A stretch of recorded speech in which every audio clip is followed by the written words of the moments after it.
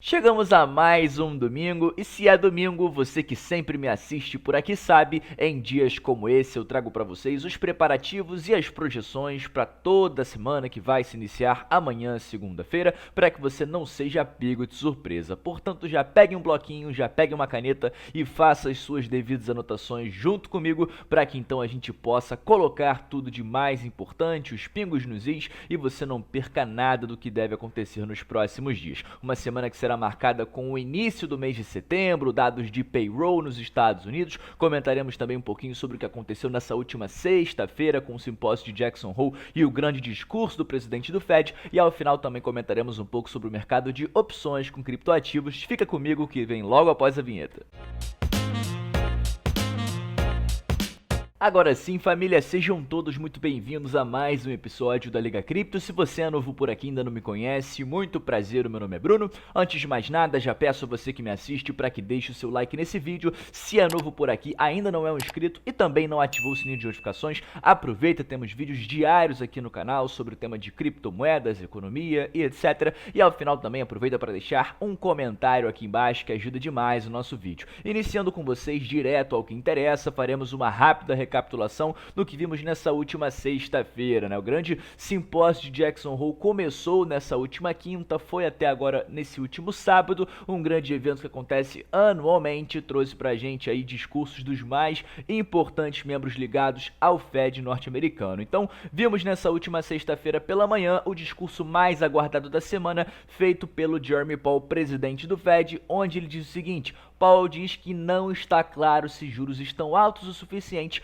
para controlar a inflação, deixando então a porta aberta para mais aumentos nos próximos meses e jogando, é claro, as probabilidades de corte de juros que sequer existiam para esse ano ainda mais para longe. Ou seja, ele acredita que com os dados econômicos norte-americanos se mostrando aquecidos ultimamente, pode ser que isso gere inflação, o mercado de trabalho ainda se mostra muito apertado, que também tende a atrapalhar o processo desinflacionário norte-americano, e por isso eles não abaixam a guarda e não descartam aí possivelmente novos aumentos até o fim do ano de 2023. O que tem sido muito comentado, inclusive, é a possibilidade deles não realizarem aumentos, mas manterem a taxa de juros alta nos patamares atuais por mais tempo, o que obviamente traria a consequência de que mais tempo também levará para que a gente venha a ver possibilidades aí de corte de juros à taxa de juros norte-americana. Outros dois membros, inclusive, que possuem direito a voto, falaram recentemente. Eu trouxe para vocês, por exemplo, o Harker, que mostrou uma visão aí de certa forma bem diferente de um dia para o outro, acabou mudando um pouco ali de opinião. Eu trazia para vocês essa notícia aqui na quinta-feira, onde ele falava à CNBC durante o evento do simpósio de Jackson Hole que não espera mais corte de juros pelo Fed este ano, e diz aqui embaixo, como diz na matéria, que duvida que o Banco Central dos Estados Unidos precisará aumentar a taxa de juros novamente. Ele fala ainda: no momento, acho que provavelmente já fizemos o suficiente. Esse era o posicionamento de um dos membros do FOMC na quinta-feira. Já na sexta-feira, inclusive logo após o discurso do Jeremy Powell, ele muda completamente o seu discurso e fala: se recuo da inflação estagnar, pode ser necessário o Fed aumentar mais juros, ou seja, mudando totalmente aquilo que ele vinha falando quinta-feira. Sexta-feira a história já era outra, e é por isso que eu sempre trago para vocês as atualizações e novidades relacionadas ao macro, já que esse mercado é muito dinâmico e sempre tem novidades para a gente acompanhar. A Loretta Mester, que inclusive é outro membro também do FOMC, mas que nessa próxima reunião não tem direito a voto, falou também que mantém a porta aberta para mais aumentos de juros, e é mais um aí. Ela inclusive é um membro alternativo do FOMC que apoia possivelmente mais apertos até o final do ano, caso seja necessário. Por isso, extrema importância que a gente acompanhe durante essa semana que marca o início do mês de setembro os principais dados econômicos que eu trago em breve para vocês, já que eles sim tendem a trazer mudanças nas probabilidades de aumento de juros ou estabilização das taxas em solo americano. Apenas dando uma pincelada com vocês, nessa última sexta-feira também foi um dia marcante durante o simpósio de Jackson Hole, porque também vimos Christine Lagarde, presidente do Banco Central Europeu, também deixando um certo discurso. Ela mais uma vez reforçou que a taxa de juros da zona do euro permanecerá alta enquanto for necessário para derrotar a inflação. Todos nós sabemos que o Banco Central Europeu também também vem lutando aí de forma dura nos últimos meses para controlar a inflação, que ainda está em patamares inaceitáveis,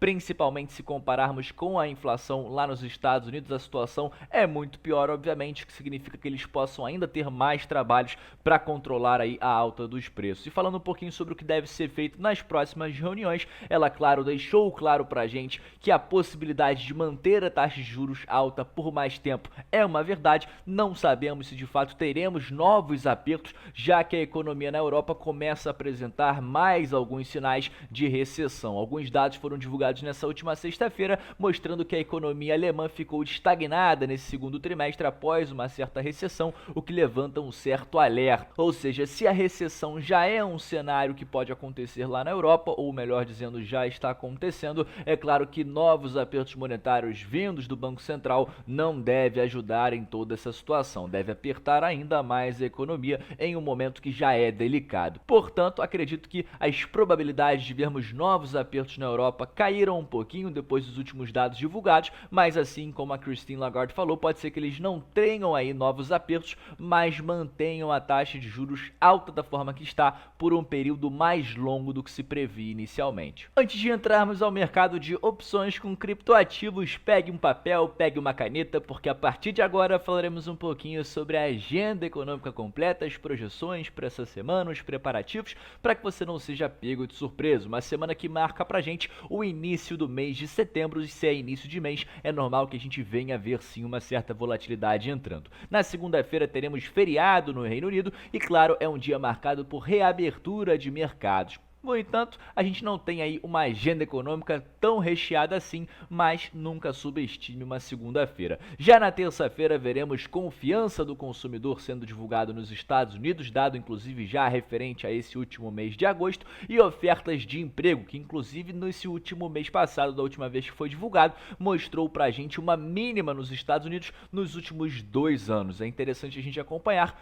como será divulgado agora nessa manhã de terça-feira a atualização desse dado referente ao mês anterior. Falando um pouquinho sobre a quarta-feira, teremos dados preliminares de inflação lá na Europa. A principal potência econômica da Europa, a Alemanha, terá a divulgação preliminar do seu IPC, a inflação ao consumidor. Nos Estados Unidos teremos variação de empregos privados, afinal, se é semana de divulgação de payroll, geralmente alguns dias antes a gente tem o que conhecemos como uma prévia do payroll, que será divulgado como de costume na quarta-feira. Então, o ADP traz pra gente aí uma noção sobre o mercado de trabalho durante esse último mês de agosto. Ainda teremos a divulgação preliminar do PIB norte-americano referente ao segundo trimestre, como também outros dados relacionados ao mercado imobiliário, como por exemplo vendas pendentes de moradias. Falando um pouquinho sobre a quinta-feira, claro, mercados começam a ficar mais quentes a partir de quarta-feira, principalmente por conta dos dados que anteriormente comentamos,